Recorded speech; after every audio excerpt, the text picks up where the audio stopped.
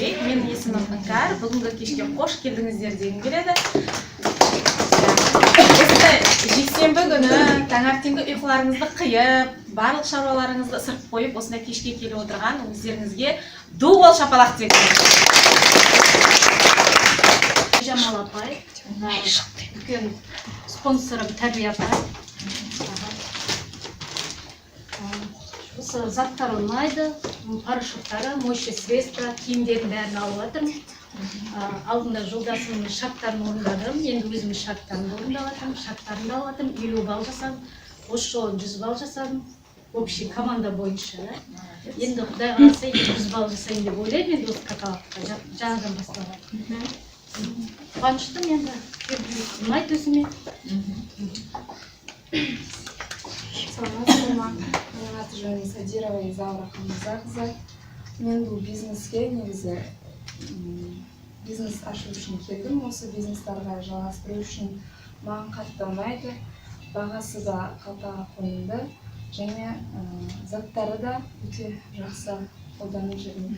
Бұлай қарағанда, 3%, 100 балл жаңа дегенмен, бұл ең қиын баспалдақтың өзі ең біріншісі. Қаншама адамдар бізде 3%-ке шықпайда кетіп жатқандар болды. Бізде 3%-ке шыққан адамдарға 2000 теңге спонсорлар сыйлық береміз. Компания 1000 теңге сыйлық береміз. Мен қолға қол беріп жатырмын, сендер көрсеңдер. Ал қараңыздар, шықса 5000 теңге береміз. Мына қыздың тікелей наставнигі Алматыда. Көрдіңіз ба? Кісінің тікелей наставнигі неге кетті? Шымкентке. Сәлеметсіздер ме? Құрметті ханымдар мен мырзалар. Бүгінгі ауа райының қолайсыздығына қарамай, уақыттарыңызды бөліп келген осы жерде отырған барлықтарыңызға өзімнің атынан, компанияның атынан мыңда бір алғыс айтамын. Өздеріңізді мен Ләззат Жакыбайқызы осы компанияға келгеніме 10 жылдай уақыт болды деп айтсам өтірік болмас енді. Үкіметтің жұмысында жүрдім, енді осы уақытқа дейін, енді биыл аманшылық болса 78-ден 2018 жылдың арасында 40 жыл уақыт болады екен. 40 жылда 40 жыл үкіметке азғантай ғана табысқа өзімнің уақытымды бөлген екенмін.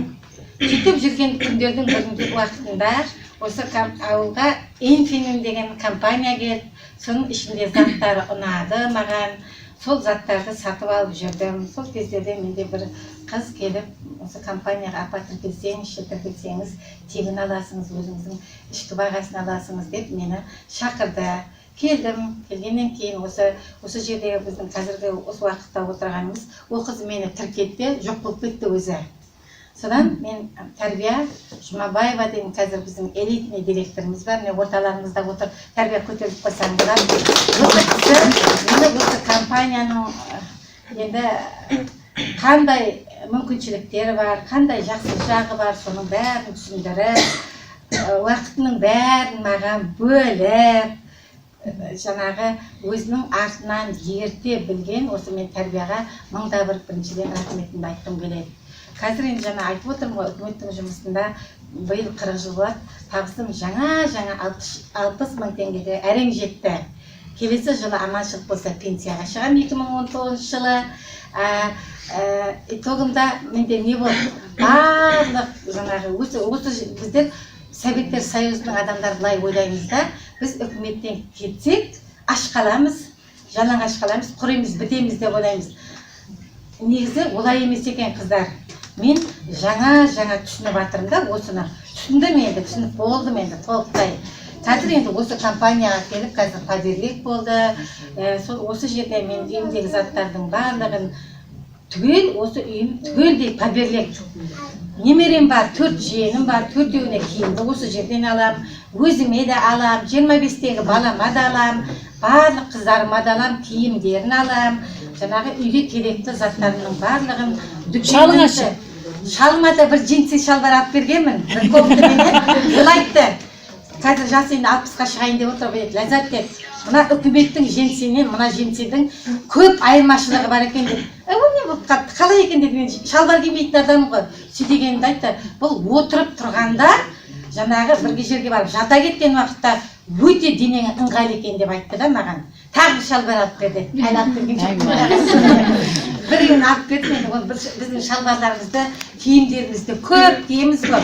Киімдеріміз деген өте балалардың несіне де, денесіне де ыңғайлы, жуғанда да ыңғайлы бір түрлі де кигенде де. Өзімізде, мен мысалы өзімде киіп жүрмін ғой. Аяғыма киетін колготкаларын, ішкі киімдерімді бәрін алып нетіп отырмын. Түнде ұйықтаған уақыттарда өте ыңғайлы қыздар. Сондықтан мен айтқым келеді. Барлықтарыңызға да осы бизнесте келгендеріңізге, өздеріңізге бірінші Аллаға, өздеріңе рахмет айтып, сізді шақырған адамдарға да рахмет айтып, өздеріңіздің жаңағы бюджеттеріңізге эконом жасап, табыстарды сіздерге де алыңыздар, жұмыс жасаңыздар, табыс табыңыздар деп айтқым келеді. Болашақ жастардікі, еліміз аман болсын, жұртымыз тыныш болсын. Мынау жаңағы осы алдымызда келе жатырған 9 май жеңіс күні барлықтарыңызға да құтты болсын. Осындай тұспа-тұс келіп жатырған жаңағы менің өткізіп жатырған құттықтау кешіме келіп жатқандарыңызға тағы да көп мыңдап рахмет айтамын. Мен өзімді таныстырып өтейін. Менің атым Жұмабаева Ағия. Осы компанияға келіп тіркелгеніме өте қуаныштымын. Тіркелгеніме 3 жылдан асып кетті. Бірақ енді мен басында бұны бизнес деп ойлап келген жоқпын. Мен бұны тек затымды алайыншы деп тіркелдім. Мен қысқаша аздап өзім өмірбаянымды айтып кетейін. Мен енді бұрын үкіметтің жұмысын жасап жүрдім. Одан соң үкіметтің жұмысын жасап жүргенде ақша аз екенін біліп, мен бір мынандай сетевой бизнестің бар екендігін білген жоқпын. Традиционный бизнес, жаңа Іңкәр айтып отырғандай, магазин ашып, сондай бір бизнес ашсам екен деп ойлап жүрдім да. Сөйтіп магазинде 10 жылдай жұмыс жасадым, өзіміздің жеке магазинімізде. Сол жерде жүргенде біз бұл жерде заттарды алып, сатып жұмыс жасадық қой. Мына Фаберликтің заттарын мен алып, сату үшін тіркелген едім ғой. Сол жерде біздер енді барлығымызда жүргенде ең бірінші табыс табу үшін, ақша табу үшін, енді бала шағамыз үшін жұмыс жасаймыз ғой. Табыс дегеніміздің өзі былай қарасаң, ақша, денсаулық, отбасы, соның барлығы табыс болып есептеледі екен, жайлап ойлап қарасаң. Мен мына бизнеске ауысқан себебім, мен мына жерде традиционный бизнеспенен мына сетевой бизнесте бір 2-3 жылдай қатар алып жүрдім. Мен енді бірінші басында тіркеліп традиционный мынаның заттарын алып сатып жүрдім. Бір күн мына артыма бір аздап адам тіркеппін, оны менен табыс табатына, сабаққа бармағасын түсінген жоқпын ғой. Тек тіркедім. Бір күн мына Іңкәрға бардым да 21 мың теңге заказ беріп, ақшаны төлейін десем, Іңкәр айтты, 11 мың шотыңда тұр, 10 мың төле қой деді. Мен сол күннен бастап сол жұмыс жасап кеттім. Енді ол айтты, Ноғаяқтың ақшасы дегенде айтты, бұл жерде ақшаны қолма-қолда алуға болады деді ғой. Қолма-қол ақша алу керек дегенде мен бұны үкіметтің жұмысы сияқты біреу бізге беретін сияқты қылып түсініп, қолма-қол ақша алам деп ойладым. Қайдан келіп жатырғанда ойланған жоқпын. Бірақ соны алып, аздап жұмыс жасап жүргенде 1 жыл жарым жүріппін. Традиционный бизнеспенен екеуінің арасында. Ақшам 30-40 мыңнан айтқанда қолма-қол алдым, бірақ соны жыл жарымдай жүріппін ғой. Сосын бір күн енді ақшам өсетін емес.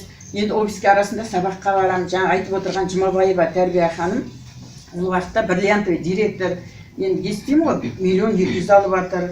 Сосын ойладым, мен мынандай ақшаны қалай ол деп жолдасына келіп айтам, миллиондап алады екен десем айтады, қош, ондай ақша болса жұрттың бәрі сол жерде жүреді ғой, ол өтірік деп сөйдеді ғой. Сосын мен де аздап күмәндандым енді. Бұғалай деп ойладым да, бір күн сабаққа бардым, сабаққа барғанда ешқандай ештеңе сұрамаймын, мынандай шетте, мынандай жерлерге келмеймін. Тек офиске анда-санда баратын едім. Бұғалай ақшаны қалай алдыңыз деп сұрадым ғой. Сіз миллиондап аласыңыз, а мен 30 мың, 40 мыңнан жоғары қарай көтеріле алмай жүрмін. Тастап та кете жаздадым, тастайын ба деп бір ойлаймын. Бірақ сабаққа барғанда аздап өзіме жігер алам. Сосын жүре бердім. Сосын айтты маған, сен 50 балл жасайсың, адам шақырасың деп. Сенде оқу мен оқыту жоқ. Сол үшін сен табысқа жете алмай жүрсің деп сен. Содан кейін ойлап қарасам, ақша табыс табу үшін адамға ең бірінші, енді бизнес жасап жүрміз ғой. Сонда оқып қарап отырсаң, ең бірінші еңбек керек екен. Айтады, 99% еңбек ету керек та, 1% талант керек деп сөйлейді. Сосын енді мына бизнестің де 2 жолы бар екен. Біреуі ақша табу жолы да, біреуі жаңағы опыт жинау деген сияқты. Опыт деген енді сабаққа бару арқылы деген сияқты. Мысалы үшін кейбір адамдар жүр, мына тіркеледі, заттарын алады, үстіндегі ақшасын, пайдасын көріп сатып жүр. Ол тек традиционный бизнес сияқты, тек бүгінгінің ақшасы. Ал енді мына сабаққа барып, тренинг сабақтарға барып, мен енді тренинг сабаққа бару керек дегенде тренинг сабақтарға бардық, Алматыға бардық, Ыстықкөл, қай жерлерде бару керек болса, сабаққа барып жүрдім. Сабаққа барғанда кішкене өзіңе дұрыс бизнестің табу жолдарын үйренесің екен. Мына 21-ші ғасырда, мысалы үшін енді айтып отыр ғой, бірінші табыс табу үшін отбасы, денсаулық, сосын ақша деп отырмыз. Бізге керек сол үшеуі ғой. Отбасы дегеннің өзі, сен мысалы үшін команда жинайсың. Команданы жиналған, басында енді сен команда деп ойламайсың, адамдарды тіркейсің. Мына біз енді айтып отырмыз, бұл жерде бір жағынан жақсы бизнес. Мысалы үшін Ләззат ханым айтып отыр ғой, алғысымды айтам деп. Бұл жерде сен бір жағынан артыңа адамдарға ақша табуға көмектессең, олардан алғысыңды аласың. Біз осындай енді табысты айтып отырғанда, бізде Ләззат сияқты енді қазір старший директор, артынан директорлер өсіп жатыр, табыс тауып отырмыз. Ол бір адамның жұмысы емес. Біз үстіміздегі мына спонсорларым бар, мен өзімнің тіркелгенім, өзімнің класстасым Түймеш, оның үстіндегісіне Тәрбия ханым. Біз енді соларға алғысымыз шексіз. Шынымды айтсақ, күндіз-түні соларға алғыс айтамыз. Бізді осындайға үйреткен үшін. Ертең сіздерді артыңызға, командаңызға осындай ақша алатын адамдарға оларға да жақсы, сізге де жақсы. Сізді олардан бір жағынан алғыс аласыңыз, бір жағынан одан ақша алып отырасыңыз. Оларға да сондай жолды үйрету керек екен. Сол үшін ең бірінші, сосын денсаулық дейді. Денсаулық дегенде, мына жерде қарап отырсаң, ішінде денсаулыққа пайдалы заттың бәрі бар. Мысалы үшін аяғымыз ауырып жүр, мысалы үшін осы жерден жақсы болдық. Соның ішінде мысалы үшін күнге қорғайтын дейді. Оларды да бұрын біз қолданбаймыз. Бұның ішінде баттар деп, қай заттың, мына ең оңай мына мойшы заттардың өзі адамның денсаулығына пайдалы. Жақында мен бір садақаға барсам, барлығы айтып жатыр да, ана ферридің суын гүлге құймаң, далада егінге құймаң деп сөйлеп жатыр да. Жаңа садақада. Мен айтам, мына не үшін құймаң, мен біліп тұрмын сонда. Неге десем айтады, жоқ мына ферридің суы мына гүлді өлтіреді дейді. Мен айтам, гүлді өлтіріп жатыр, гүлді аяйды. Бірақ адам өзін аяп тұрған жоқ. Сол ыдыс жуған, сол феррименен өздері де ыдыс жуып отыр ғой. Бірақ өздерінің денсаулығына зиян болып жатырғанын ойлап тұрған жоқ. Жоқ, оны жуып жатырмыз дейді. Анаған құйып жатырғанда соның жуған суы. Ыдысты да сол сумен жуып жатырмыз. Өзіміздің қандай денсаулығымызға зиян келіп жатыр, гүлді өлтіргенді. Соны эксперимент жасап, мысалы үшін ферриді гүлге құйсаң, гүлің өліп қалады. Мына ыдыс жуатын, мына феберліктің құйсаң, гүлің өседі. Сонда адамның денсаулығына қандай пайда екендігін білуге болады, солай емес пе? Иә, солай. Енді барлықтарыңызға да, енді мен тек өзімнің алған осы, бұл деген сабақ деген, мен бұрын осы жерге келгенде, мысалы сабаға ең болмаса бір түйір қолданған затыңды айт десе, мен не айтам деп айта алмайтын едім.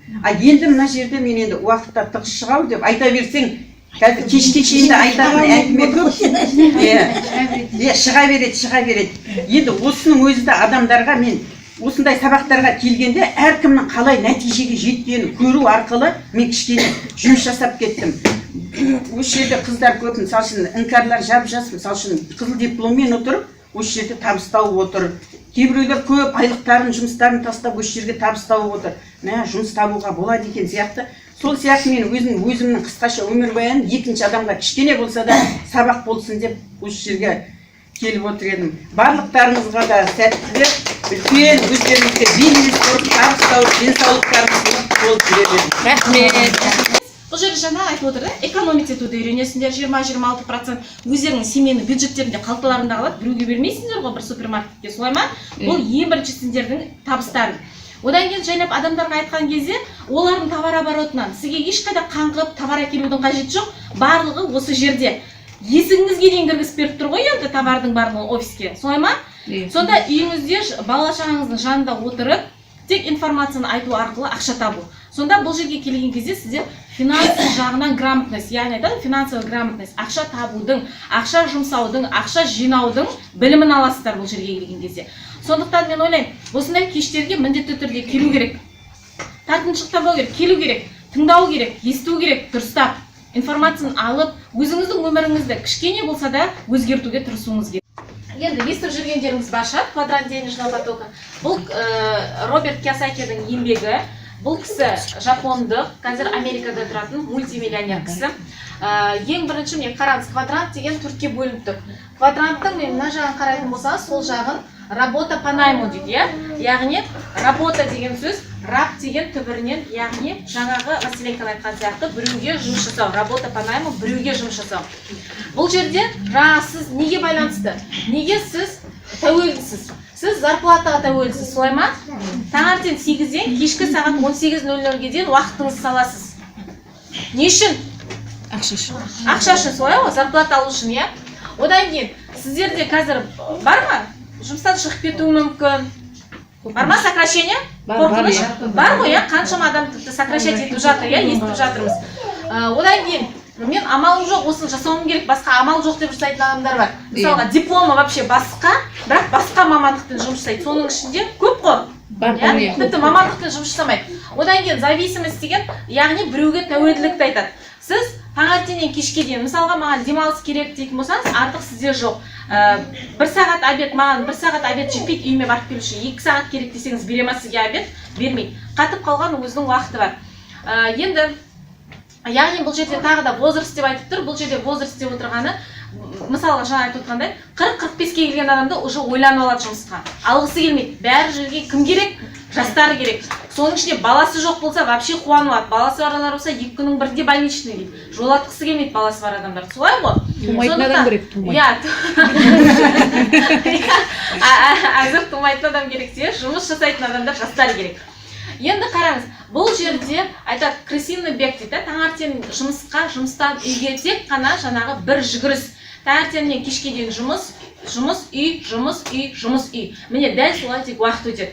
Енді қараңыздар да, яғни сіз өзіңіздің уақытыңызды жаңа жұмысқа салу арқылы тек қана ақшаға жұмсайсыз, сіз бұл жерде ақшаға тәуелдісіз. Егер сіз жұмысқа бармасаңыз, сізге ақша жоқ. Солай ғой? Болмаса, бұл жерде сізде қатып қалған фиксированный айлық бар. Мысалы, 60.000 теңге айлық. Ал сіз айтсаңыз, мысалға, мен май, ертең балам 11-ші класс бітірейін деп жатыр. Классы 100.000-нан ақша жинап жатыр выпускнойға. Маған ақша кішке көбірек керек. 60.000 маған аз. 100.000 теңге айлық бересіз ба деп сұрасаңыз, бере ма сізге? Бермейді ғой. Сол бір қатып қалған 60.000 теңге. Енді қараңыз, бұл барлығы біздерді осы уақытқа дейін идеология, яғни бізді соған үйретіп келді. Міне, біреуге жұмыс жасау керек. Біздерді де солай үйретті, да, мысалы, бәрімізді. Диплом ал, нан шекерің диплом деп. Действительно, диплом тек қана нан шекер. Артық мысалға балыққа, артық етке, артық бір фрукт алайын десең балаларыңа, оған жетпейді. Бір қыдырып келейік артық, ондай жоқ қой. Оған жетпейді. Сондықтан бұл жерде біздерді тек үйреткен диплом алып, дипломға жұмыс жасауды үйреткен. Ал енді қазір 21-ші ғасыр. Сөйтіп, мына жұмысты жасағысы келмей, мына 90-шы жылдары естеріңізде болса, көп адам жайлап, ала дорбасын арқалап, Алматыға кетті, жайлап, жан-жаққа кетіп, несеп, товар тасып, саудаға көшті.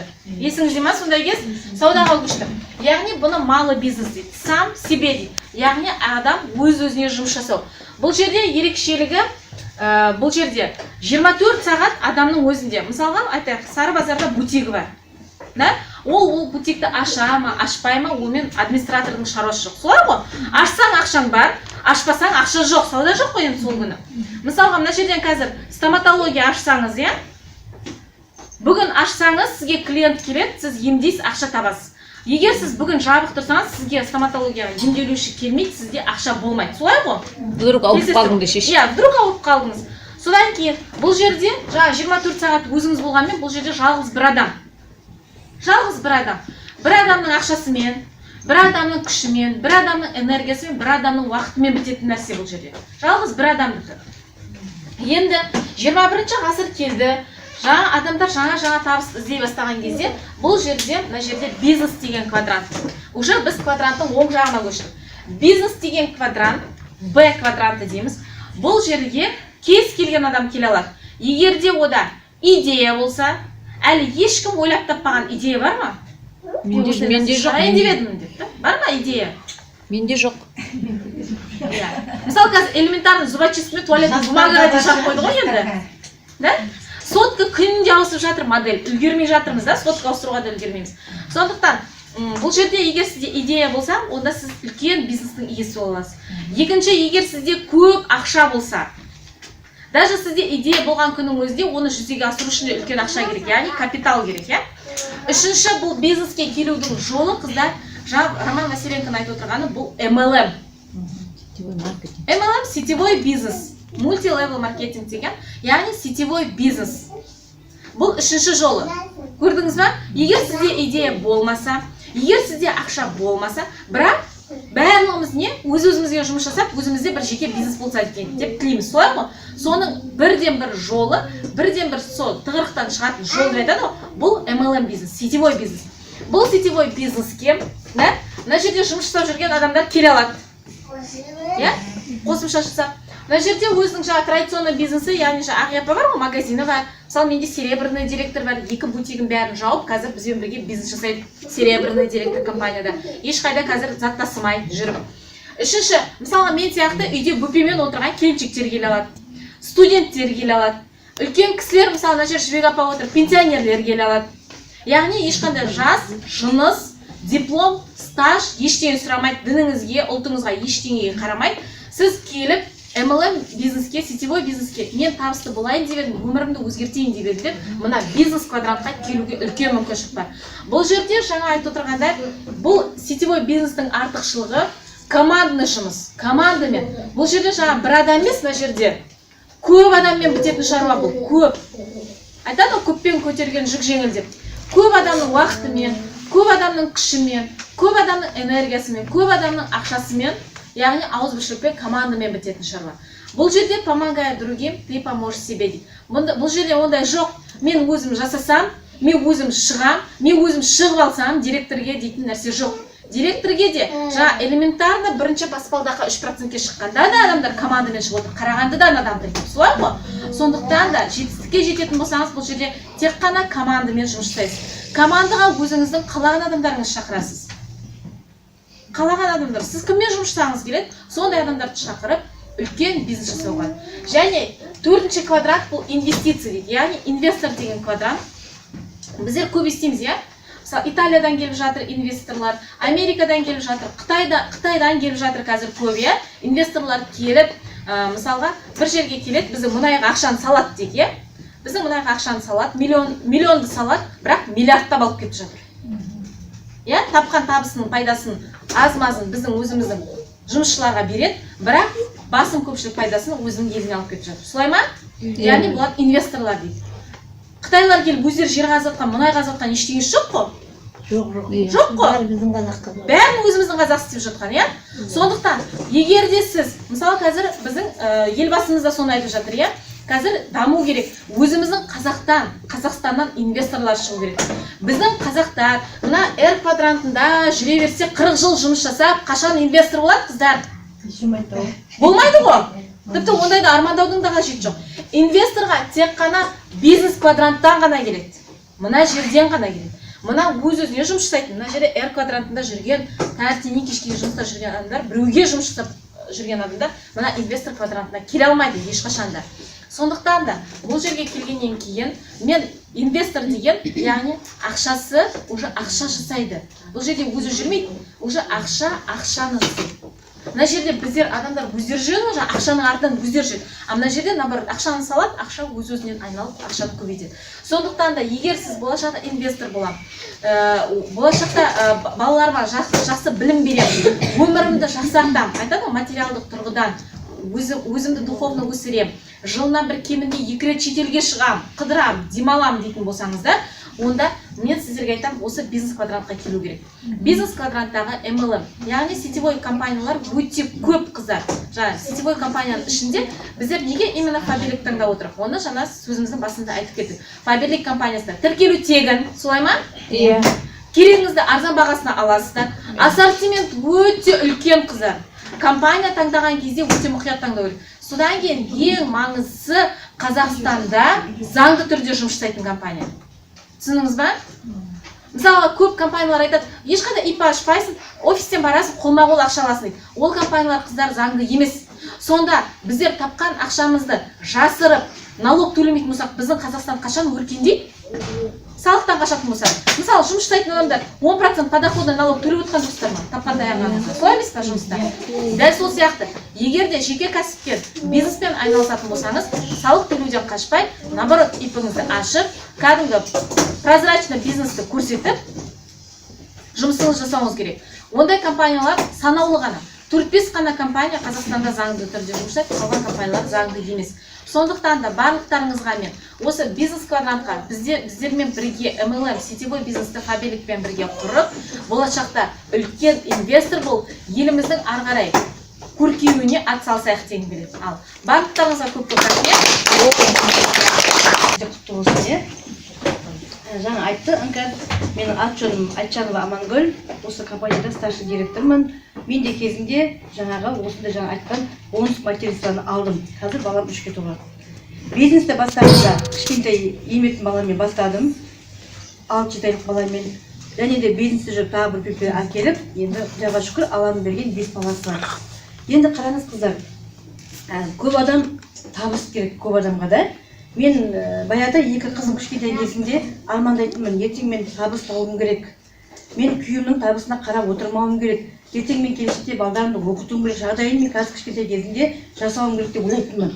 Сөйтіп жүргенде бір күні осы 22 базарында сатушы болдым. Содан кейін өзім Алматы Бішкекке қатынадым. Тапқан ақшамды тауып алып, Бішкекке қатынап, товар әкеліп, 5-6 күн ауылда жоқ. Сөйтіп не қылдым да, базарда тұрдым. Сөйтіп бір күні 6-7 ай болып жүргенде, осы саудаға шығып жүргенде, мана товарды әкеліп базарға сатам. Оның жаңағы ала сумка остатка қалып жатыр үйде, әркім қарызға алып кетеді деген сияқты. 5-6 айдан кейін маған есігімді ашып бір көрші келіншегім келіп, Арифлейм компаниясын айтты.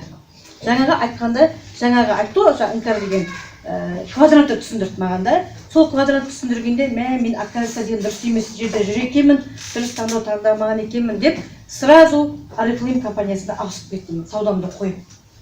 Сөйтіп сразу ауысып кеттім. Енді жаңа команда құрамыз дейміз ғой. Сол уақытта өзіміздің танысымызды, тумаласымызды шақырып, жаңағы таңертең 8-де кетем, түнде 12-де келем. Жаңа өзіне команда құрдым, подружкаларымды, апа жеңгелерімді бәрін ақшаға шығарып, көмектесем деп өзім жүгіріп. Мен Арифлейм компаниясын жаман деп айтпаймын, бірақ сабағына қатысып, менің көзім ашылды бизнеске дегенде. Үйімізде 300 мың товар үйіліп тұрды. Сөйтіп бір күні гүрс етіп мен құладым. Директорге шықтым, таңның 8-ден кетем, үйден шығып, түнде 12-де келем. Сөйтіп жүргенде құлағанда ақшам дұрыс шыққан жоқ. Наставниктерімді дұрыс білмеген шығар, қайдан білейін. Сонымен қолымды бір сілтегенде бүкіл команда ұйықтап қалды. Ешкім заказ алған жоқ, бәрі құлады. Содан жаңағы енді манағы Арифлеймді жүргеннен кейін мен қыздар соға тұр ғой, сен что-то тыныш болып қалдың, не істеп жатсың деп. Сосын мен айттым, мен қойдым дегенде, уф деді ғой маған. Сосын мен ойладым, сен неге уф деп айттың дегенде, ол айтты маған, біздер деген сен көтерілсің, осы сен жүгіріп жүрсің ғой, сен бірдеңе шағып ойсыншы деп, біз сенің көліңді жықпағаннан біз жаңағы жүрдік деп та. Мен жамасымда қысылдым. Оказывается, мен айтқым келгені қыздар, команда қинап, адамдар қиналғанда бизнес құрылмайды екен. Одан кейін қолымды бір сілтеп құрсыншы, сетевой керек емес, неде болса арендаға магазинді алып көрдім. Сөйтіп жүргенде 3-ші қызым өмірге келді. Сөйтіп жүргенде тағы бір Арифлейм компаниясы қазір деген метод басқаша болып жатыр. Баяғы метод емес деп, мені бір жас қыз келіп тіркеп 18%-ке мына машина айдағанда, тұрмыз басқанда машина жүрмейді ғой, сондай ақсап жеттім. Бірақ мен ары қарай уже ойландым. Мен тағы ИП ашуым керек. Мен Арифлейм компаниясын жақсы көп ары қарай жасап кетуім керек неде болса деп та. Сөйтіп ойладым да, сосын маған бірақ товар ұнаған жоқ. Мен ешқандай компанияны жамандап келіп тұрған жоқ, қыздар дұрыс түсініңіздер да. Бірақ маған товар ұнаған жоқ өнімі да. Товар сата алмайтын едім. Шынымды айтайын, мен бір күні қыздарға айттым ғой, Асарс базарға бардым да, бір заттарын сатып кеттім, содан кейін Асарсқа кірген жоқпын мен. Не үшін? Ол заттың өзіме қатты ұнамағандықтан, оның жаңағы адамға ұнаған жоқ, білмеймін, ұялғаннан да уже келесі мен баруға ұялдым. Сөйтіп жүргенде біреу келді, дым сатпайсың, 41 мың деген жаңағы миллиондаған ақша аласың деп бір жиын қайсын келіп, магазин тұрғанда, аренда қалып тұрғанда, сөйтіп пирамидаға тығып кетті. Ол пирамидада 200 мыңдай ақшаны салдым, бірақ бір не қылған жерім, маған түрткі болған жері бір үй жоқ қайнағамыз бар, жайымызға жүрмей, біз енді адам қайтамыз ғой, мынандай ақша бар екен деп, ар жағын бер жағын түсініп алмайды. Сонда жаңағы үй жоқ қайнағамыз 40 мың салды. Күні бүгінге дейін менің абысын сұрайды, баяғы келін 40 мың не болды дегенде мен кіретін тиіс таппаймын. Сонда мана жиен қайсыны айттым, сен енді 1,5 миллион алдың ғой, енді ақшасын бершеш дегенде маған айтқаны, мен сенің кошелегіңнен түсіп ақшаны алған жоқпын. Өзің аяғымен келдің, өзің қолыңмен бердің деді. Мен сонда түсінгенім, оказывается, бәріне де өзіміз екен кінәлі дедім. Біздің сауатсыздығымыз екен депті. Сетевой бизнесті жасағанда қыздар өнім болу керек. Өнімі ұнау керек, қол жетімді баға болу керек екен. Мен осы фабрикке келгенімде өзім келіп 26-31-де іңкәр отыр екен, іңкәрға келдімде, бірақ сол кезде естігем, Тарбия ханым бұрын арифлеймді жасады, бұл кісі директор болды, Тарбия деген қазір фабрикте директор екен, 26-31-де офис ашты деген естігеннен кейін, аяғым ауыр 4-ші балама келдімде өзім тіркеліп кеттім. Бірақ менде үлкен қорқыныш болды қыздар. Бар ма қорқыныш сіздерде? Неге қорқыныш бар сіздерде? Айтыңызшы. Недетқа қорқыныш бар? Өзіне өзі сенбейді. Сосын қорқыныш жоқ, просто бизнес жасау керек. Дұрыс. Енді қараңыз, қорқыныш болады. Менде жаңағы қайдағы батпан құйрық ақша деп ойладым. Мысалы, міне айтып жатыр да, іңкәрді, мысалы, миллиондаған табыс алып жатыр, Құдайға шүкір деп та. Сонда адамдардың көңілі жаңа даже мен өзім табысын айтқанда адамдар таңғалды, ол қаяқтың ақшасы деп ойлайды да. Ол қайдан батпан құйрық ақша деген болды. Сосын да менде қорқыныш болды, бұрын аузы күйген ұрып ішеді деп, бұрын ана компания жасағаннан кейін тағы біреудің зиянын тиема біреуге деген қорқыныш болды менде да.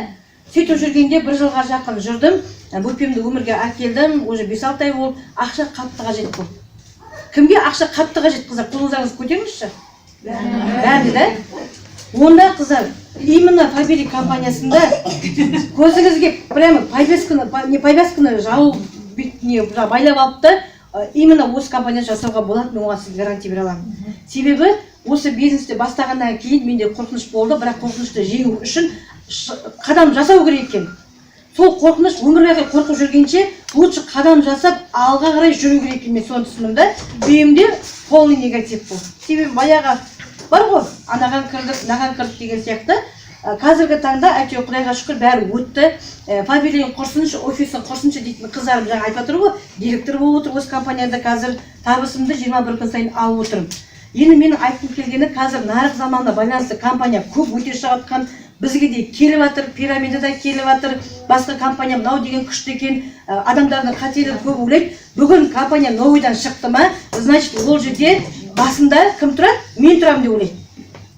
Басында мен тұрамын, себебі оны көбі білмейді, ал фабрикті жұрттың бәрі біледі, бәрі тіркеліп алған. Қош фабрикті жаңа не қылсақ, бүйтіп айтады, сөйтіп айтады дейді. Бірақ оның ойы, мен ана новый компанияны жасасам, адам тіркесем, төбесінде мен тұрамын деп ойлайды. Оның бәрі қателік қыздар. Фабрик компаниясында, именно фабрикте бүгінгі келген адамдар ақшаға шығып жатыр. Бұрыннан жүрген адамдар ақшаға шығып жатыр. Білесіздер ме? Иә, ол тек қана өзімізге байланысты екен. Өзімізге байланысты. Әрине, фабрик компаниясында даже хотя бы кем дегенде потребительдердің де командасын құрсаңыздар, компания сізге табысын 21 күн сайын беріп тұрады.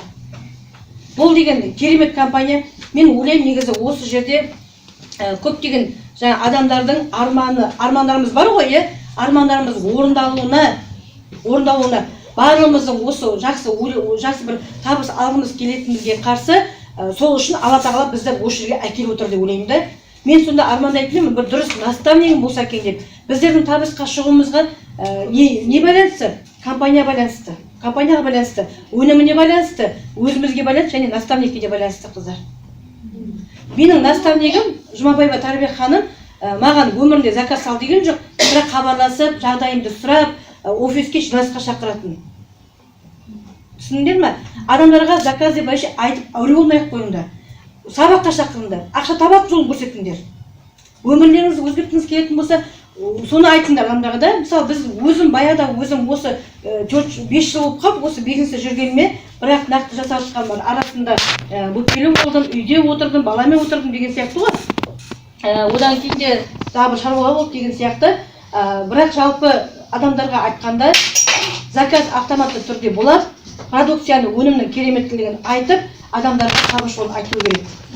Қазір мен сіздерге бір нені көрсетіп кетейін, мысалы көп адамдар қазір заманда саудаға не болғанда, сауда жасаймын мен деген бала шағамды саудамен жаңағы асыраймын дейді.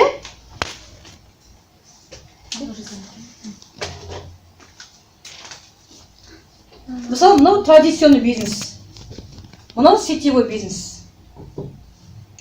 Енді қараңыз, традиционный бизнесте үйіңізге чистый, таза 100 000 теңге кіру үшін 100 000 теңге. Манағы жолың бар, проездің бар, тамағың бар, арендаң бар. 100 000 теңге кіру үшін қанша мың ақша салу керек, например? Кім біледі? Кім бұрын сауда жасап көрді? Миллион да? Миллион да аз. 2 миллион 2 миллион ақша керек. кем дегенде. Кем дегенде 100 000 теңге ай сайын үйіңізге таза кіру үшін. 2 миллион теңге ақшаңыз бар ма? Жоқ. 2 миллион жоқ. Енді қараңызшы, мынау 2 миллион теңге салу риск па? Риск. Жалып қалудан. Себебі Маңғышлақтың өзінде кім Маңғышлақты біледі? Сарбазар бар да, рахат. Соның ішіне қараған бутик ашылғанда Сарбазар ашылды да, қазір көбі жабылды. Мен өз құлағыммен біреуді естігенмін. Мен келіме миллион теңге алып беріп едім, Дубайға барып, киім әкеліп Турциядан дейді. Айналғанда сауда жоқ, жаңағы банкрот болды дейді. Сауда. Баяғыда 90-шы жылдан кейін ғана сауда нормальный болды. Қазір мына саудада нормальный айта алмаймын мен. Себебі алушы жоқ, қыздар. Сатушы өте көп. Баяғы заманда, мысалы, СССР кезінде сатушыны спекулянт дейтін еді, жақтырмайды дейді, спекулянт дейді. Себебі үкіметтің дүкені болды, қыздар. Үкіметтің дүкені болды, бір қалыпты өмір болды, бір қалыпты заман болды. Үкімет сіздің өміріңізге, денсаулығыңызға жауап береді дейді. Қазір кім жауап береді? Қазіргі заманда себебі уақыт өзгерді. Қазір 21-ші ғасырмыз, қыздар.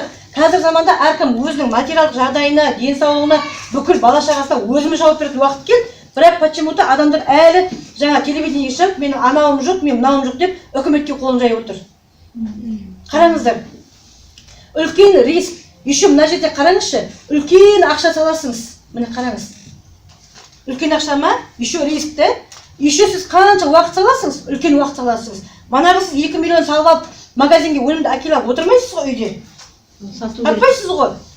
Манағы былай қарағанда сізге ауыруға болмайды, өлуге вообще болмайды деген нәрсе ғой. Кредит алдыңыз біттіңіз ғой. Қыздар, шындық нәрсе ғой. Құдай сақтасын, өліп қалдыңыз, ана кредит бала шағаның мойнына мінеді ғой. Сонда алатыныңыз құртақандай табыс. Мынау мысалы ақша, міне қараңыз. Мынау уақыт. Мынау результат. Көрдіңіз ба? Ал сетевой бизнесте кем дегенде 100 000 алу үшін ол еще бір тұрақты алып қалмайды. Мына жерде бір тұрақты 100 000 ғой, например, да, еще сізде банкрот болуыңыз да мүмкін. Құдай сақтасын да. Жаңа кеше мен бір партнерім айтады, мен жездем деген бір 10 түрлі бір сала ашып жатыр бизнес дейді да. Содан дейді, манағы сода жүріп Жамалда, сода жүрім дейді. Енді 5 тонна жаңағы апельсин, 5 тонна мандарин, 5 тонна киви, 5 тонна алма заказ берсек дейді, 20 тонна алма келген ғой дейді. Иран ба сияқты. Содан манағы өліп өшіп, мана 20 тонна алманы біз бір аптаның ішінде жоқ қылуымыз керек, соған шырылдап жатырмын дейді. Риск қой, мана сен 20 тонға деген қарайған ақша салып, еще ол адамдардың дейтін айлығын да беруің керек қой шығартудан деген. Мен айтам, саған деп, адамдар настолько ақша табу үшін сода да жүр ғой не? Енді қараңыз, бізде тек қана 100 000 теңге шектеулі емес, бізде өсу бар сетевой бизнесте. Сетевой бизнесте именно Фабили компаниясында қыздар. Былай ғана біреу айтады, мен деген ақшамды салып Фабилиге қалып қойдым дейді. Былай қарағанда, ақшаңды сен салғанда ауаға салғаның жоқ қой? Сен өзіңе үйіңе қажетті өнімді алып жатқан жоқсың ба деймін ғой мен де? Алдың ғой сен ол өнімді оған дейін дүкеннен алып жатсың. Көп болса 25 000 теңгеге 50 бал жасаймыз, асып кетсе. Азғантай ақша ма? Азғантай ақша. Бұл жерде тек не салуымыз керек? Уақытты күш табуымыз керек көбірек. И зато бізде нәтиже қандай болады? Білесіздер ме? Түсіндіңдер ме, қыздар?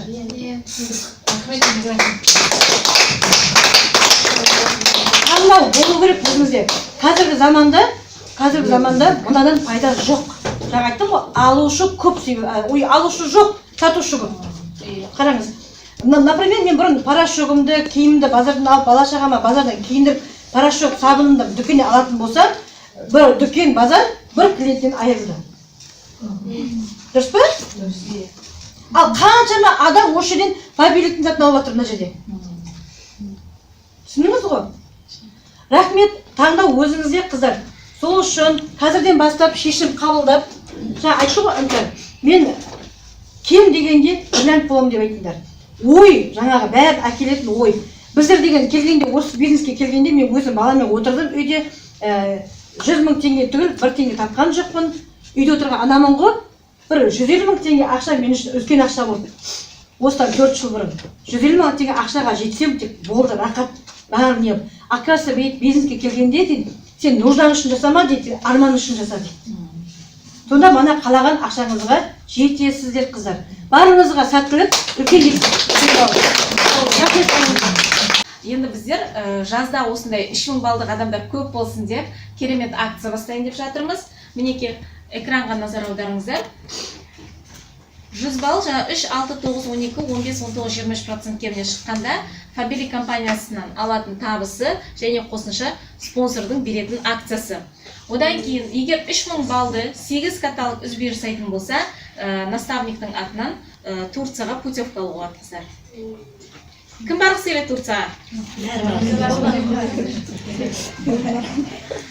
Бір адам көтереді, бәрі дейді, бәрі ме? Барғысы келмейтін бар. Сондықтан осындай керемет акцияға қатысыңыздар. Бұндай акциялар өте көп, жаңа айттым ғой, наставниктің атынан акциялар болады, компанияның атынан акциялар болады, иә. Енді осындай акциялардың пайдасы, жалпы осы бизнесте 9 жылдан бері келе жатқан үлкен лидеріміз Жұмабаева ханымды ортаға шақырғым келеді.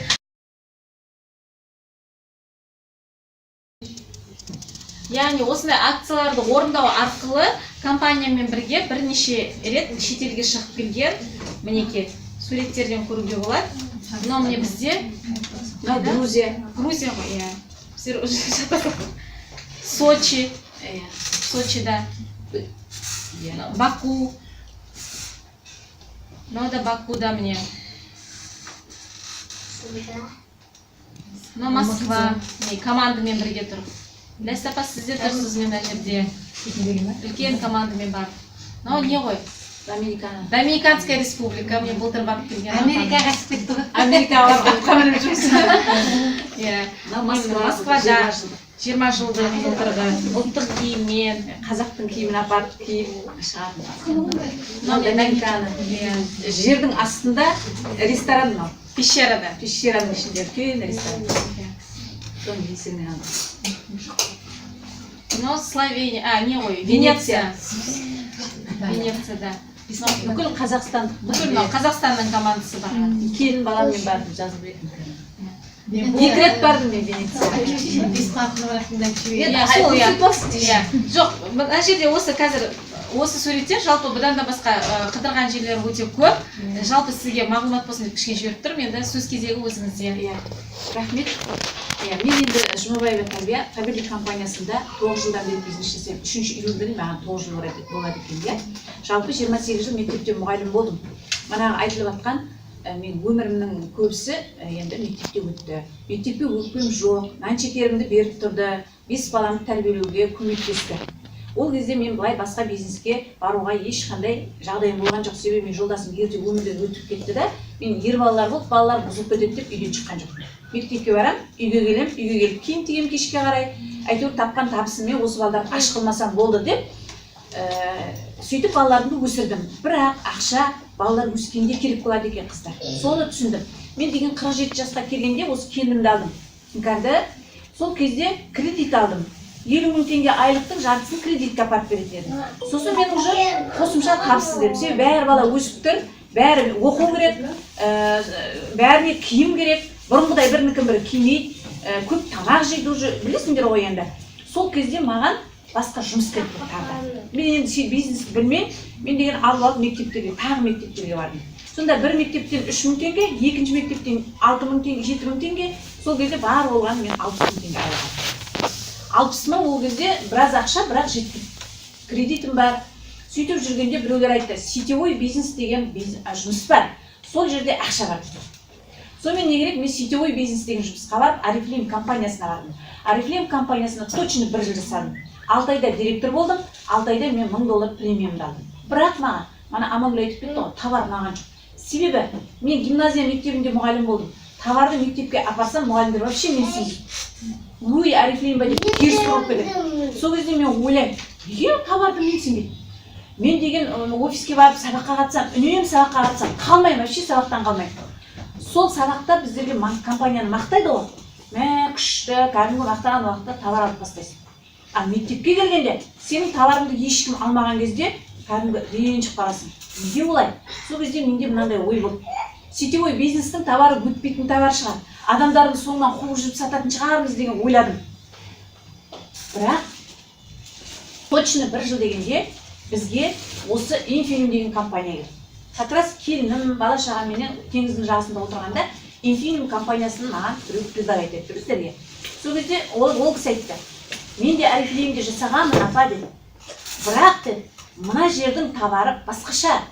Бір алған адам сенен қайтып келіп ала береді. Мә, сондай товар бола ма деп ойладым.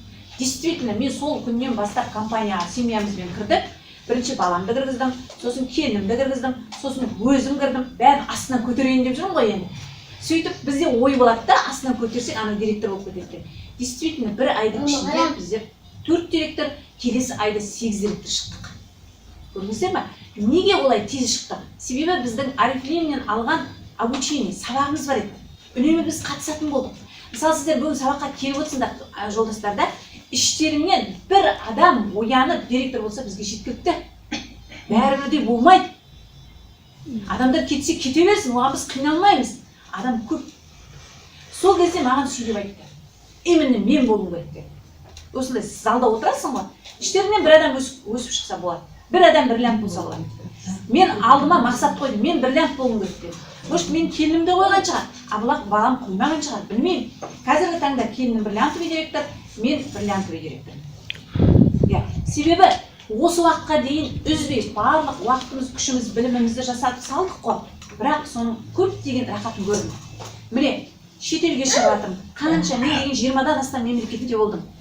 Жылына 2 рет компания бізге шетелге бесплатный путевка береді. 4 квартира алдым. Ең соңғы квартирам кәдімгі үлкен 180 квадрат метр. Ал ол мектепте жүргенімде мен даже армандаған жоқпын, 1 күн квартира ала алмайтын шығармын. Себебі менде ешқандай жинақ қоры жоқ болды.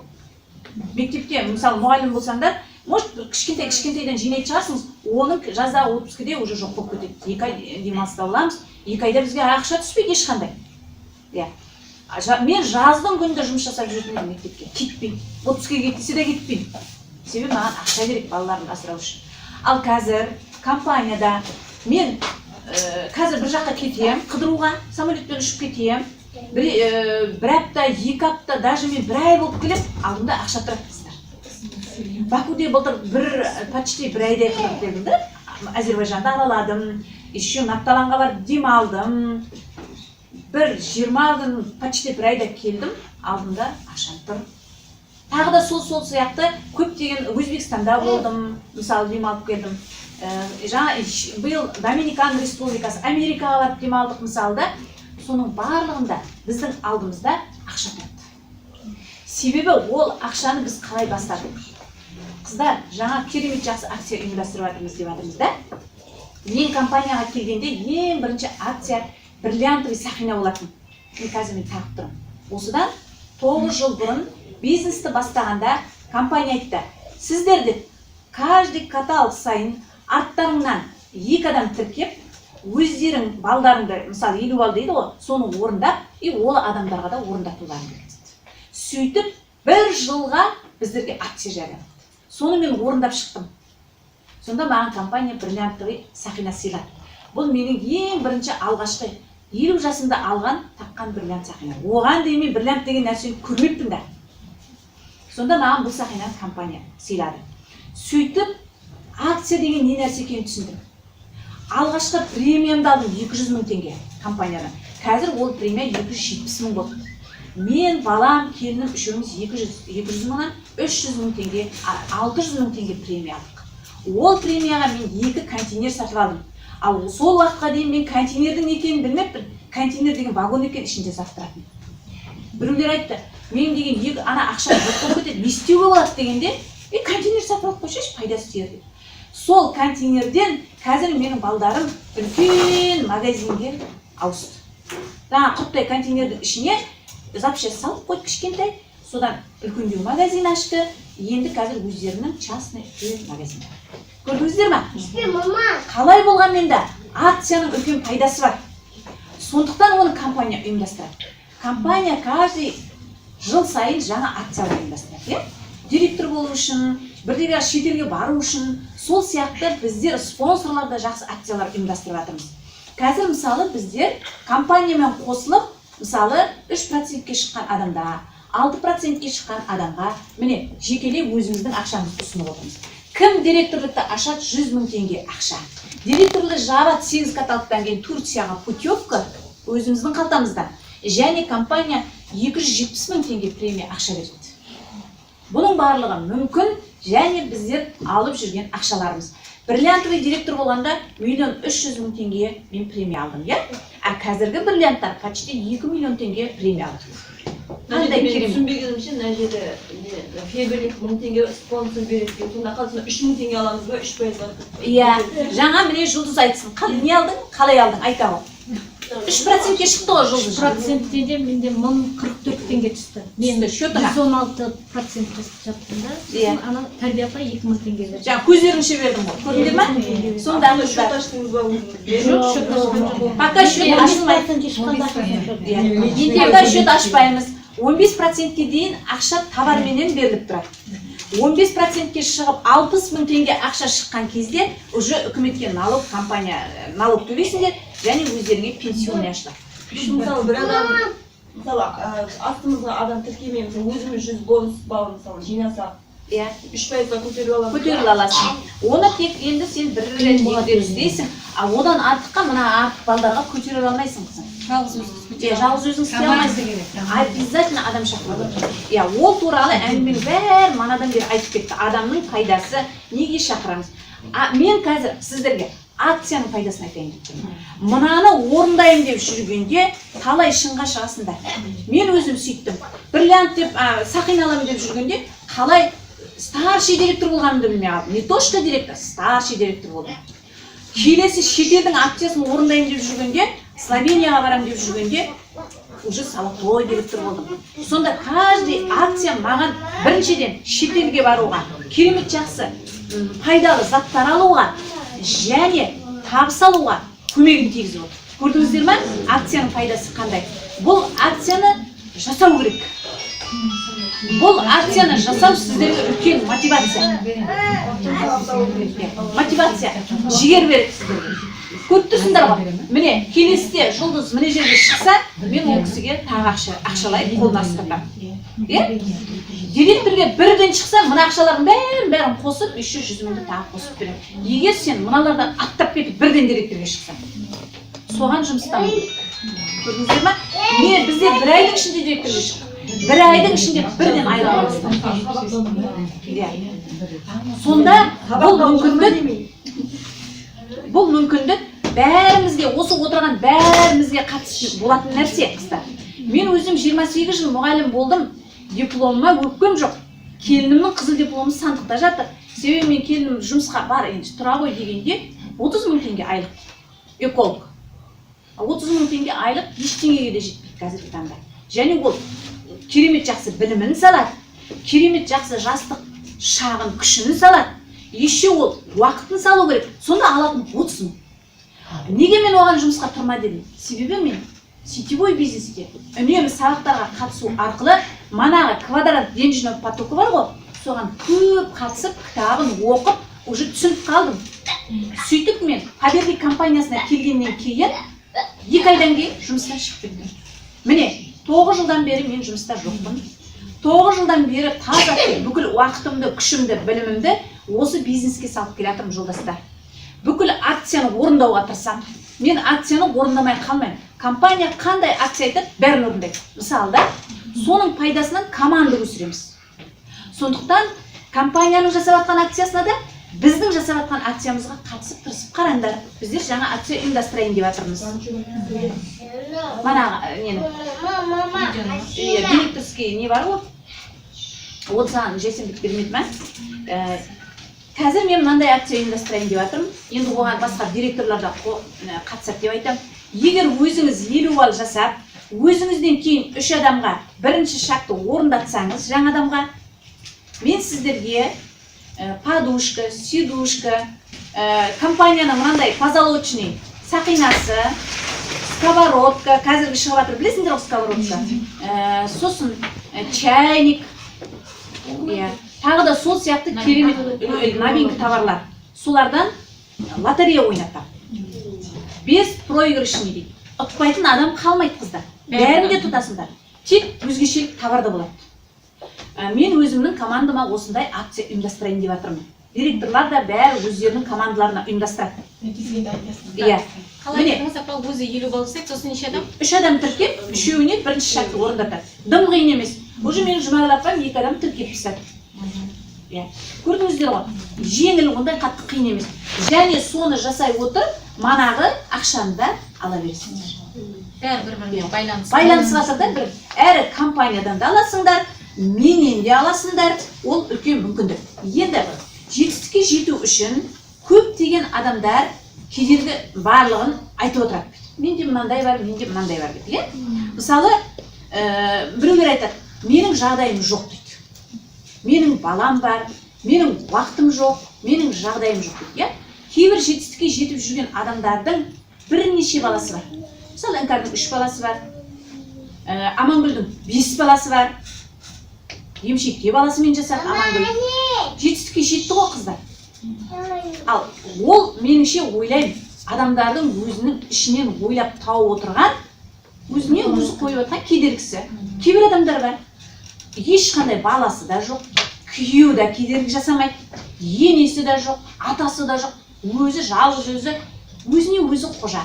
Бірақ бірден айтсам, уақытым жоқ, той бар, садақа бар дейді. Кімге кедергі жасап тұр? Маған ба, өзіне ме қыздар? Қалай ойлайсыңдар? Өзіне әрине. Жұмысым бар дейді. Біздер жұмысымыз болса да, сабақтан қалмай, мен мысалы бастағанда жұмысым болса да параллелін жасап жүрдім. Табысқа шығып жүрдім. Сосын мынандай болады. Мысалы, көп адам мен ойлаймын, жалқаулықтан жасай алмайды деп ойлаймын. Ондай адамдар жалқаулықтан ерінеді жұмыс жасауға. Адам бірінші өзін тәрбиелеу керек. Кім аптасына 3 рет зарядка жасауға, бір жерлерге қатысады? Кім барады сондайға? Барасыңдар ма? Дене жаттығуларын жасауға, жаңағы йогаға, қайсысын барасыңдар? Айтыңызшы. Жас бар, кәрі бар. Ешкім бармайды. Сендерге денсаулық керек емес. Қазір жассыңдар. Как-будто денсаулықтарың керемет сияқты. Ертең үлкейгеннен кейін денсаулықтан айырылған уақытта, аяқтарың бүйтіп қалған уақытта, ақсаған уақытта, сол кезде барасыңдар. Бірақ денсаулықтың қадірін қазірден бастап уже білу керек. Қыздар, бәрілерің үшін зарядка жасауларын керек. Қатысу керек бір жерлерге. Егер ең болмағанда күніге 10 минут жаттығу жасап тұрсаңдар, қандарың жүгіріп, бизнес жасауға да, басқа нәрсені жасауға да адамда құдірет пайда болады. Мен соны байқадым. Мен қазір настроением көтеріліп, жаңа теңіздің жағасына зарядкаға барам, таңертең ерте тұрып. Сосын Бубновский деген кісінің жаңа зарядкасы бар, соған барам. Содан кейін настроением күшті, сол күні жұмысым жақсы жүрді. Келесі күні бармаймын ғой, енді аптасына 3 рет барам. Келесі күні бармаған күні қаным қоп қоюға, аяқ қолым тырысып, аяғым шытырлап, тұрғым келмей, сондай болады. Көрдіңіздер ме? Қандай өзгеше. Сондықтан күнде ең болмағанда зарядкамызды жасап сөйтіп тұруымыз керек. Соны жеңсеңдер өздерің, онда бизнесті де жеңесіңдер. Мен соны байқадым. Сосын дейді, менің ноутбугым жоқ дейді біреулер. Сондай адамдар. Бизнес жасашы, адамдарға үйретші, оқытшы десек, менің ноутбугым нашар, дұрыс жұмыс жасай алмайды. Сондықтан мен бизнес жасай алмаймын. Енді қараңыз, бірінші біздер бизнес жасағанда вообще ноутбук деген болған жоқ. Мен деген осы 2 жыл бұрын ғана үйрендім компьютерді. Компьютерді білген жоқпын, ойладым компьютер керек емес шығар. ана келінім бар заказ беретін, балам бар заказ беретін, маған не керек заказ берді деп ойладым. Менің адамдарым да көбейді, менің де заказымды үнемі айтам, жалынам, бұлардың қолы тимейді. Сосын ойладым, неге мен өйте беруім керек? Мен де адам баласымын, неге мен үйренбеске? Деп 55 жасымда компьютер үйрендім. Сөйтіп қазір заказымды өзім берем, адамды өзім тіркейм, еще адамдарға үйретем. Кеше жақсылап үйретіп бердім ғой, үйретіп бердім, әне күштілеп үйретем және. Сондықтан қыздар, ноутбук жоқ, соткам дұрыс жұмыс жасамайды, олардың бәрі өтірік нәрсе. Бәрін жасауға болады, бәрі қолымыздан келеді. Бұның барлығы адамдардың тек өзіне айтып жатқан кедергісі. Және өз күшіме сенбеймін дейді. Өз күшіне сенбейтін адамдар бар ма іштерінде? Қолдарыңды көтерші. Сен өз күшіне сенбейсің. Күйеуің бар ма? Балаң бар ма? Сен сол күйеуге шыққанда, баланы туғанда өз күшіңе сеніп шығып баланы тудың. Қыздар солай емес пе? Өз күшіңе сендің. Сен күйеуге сеніп, ойбай, күйеуім бала туып береді екен, менің жұмысымды күйеуім жасап береді екен, қонағымды күйеуім істейді екен деп ойлағанда жоқсың. Білесің сен соның бәрін сен. Міне күйеуге шыққан қыздар отыр. Ертең күйеуге шығасыңдар, шыққыларың келеді ғой, иә, қыздар? Кімге сеніп? Өзіңе сенесің ғой. Күйеуге сенгеннің нағыл дейді. Бірдеме деген мақал бар ғой, екі босағанға сенді. Сондықтан қыздар, ол деген просто манағы айтып кеткендей қорқыныш. Иә, екі босағанға сенді.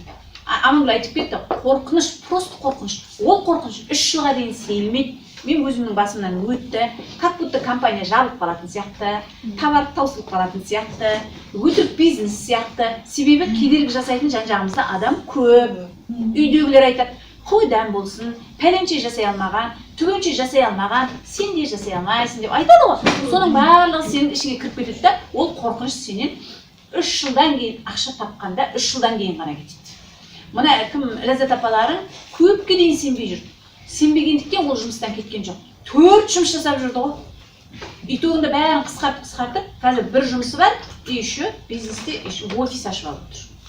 Сенгесін істеп отыр қыздар. Сенбесе оны істемейді.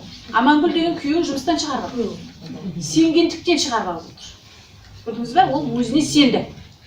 Күйеуін де сүйрейтін, баласын да сүйрейтін, семьясын көтеріп кететініне ол сенді, әбден сенді. Иә, сөйтіп қыздар, сіздер кез келген уақытта өздеріңіз сеніңіздер. Міне, сенбеймін деген әңгімені вообще айтуға болмайды. Сосын біреулер адамдардың отказынан қорқамыз дейді. Әрине отказ болады.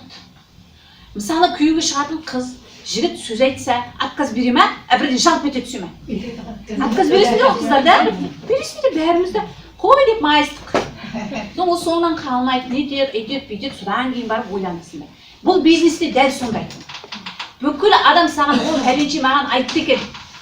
Мен деген осыған тек тіркеле қояйыншы деп сені күтіп отырған жоқ қой, алақанша.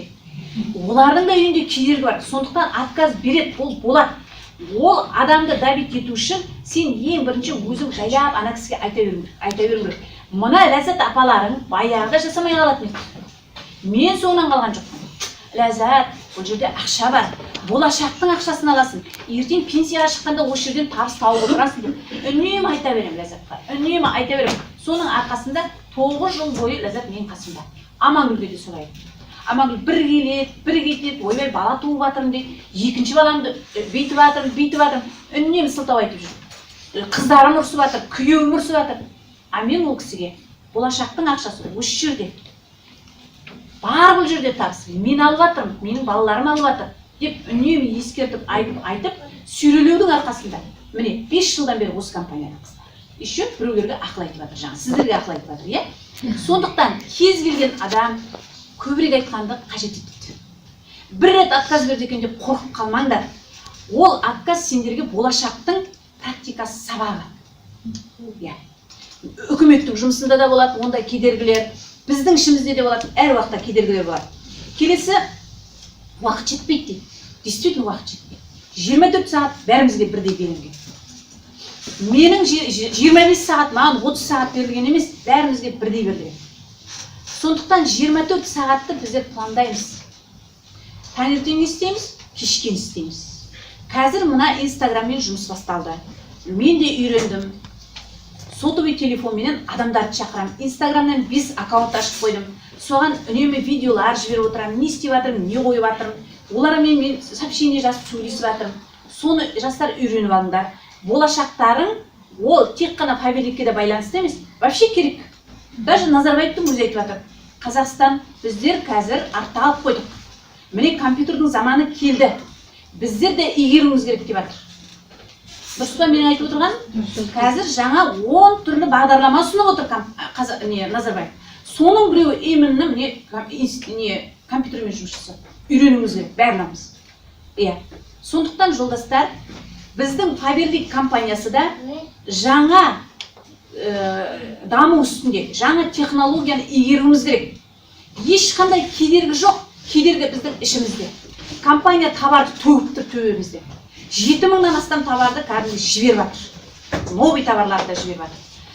Спонсорлар жан-жақтан көмектесіп жатыр. Біздер мысалы барынша осыны ұйымдастырғанда сіздерге көмектесейік деп істеп отырмыз. Әйтпесе үйімізде той садақамыз бар, біздің де баратын. Міне, біздің сіздерге жасап жатқан көмегіміз осы. Адамдарды астарынан тіркеп жатсыңдар. Ол да сіздерге мотивация, кірмей жатқан жоқ, кіріп жатыр.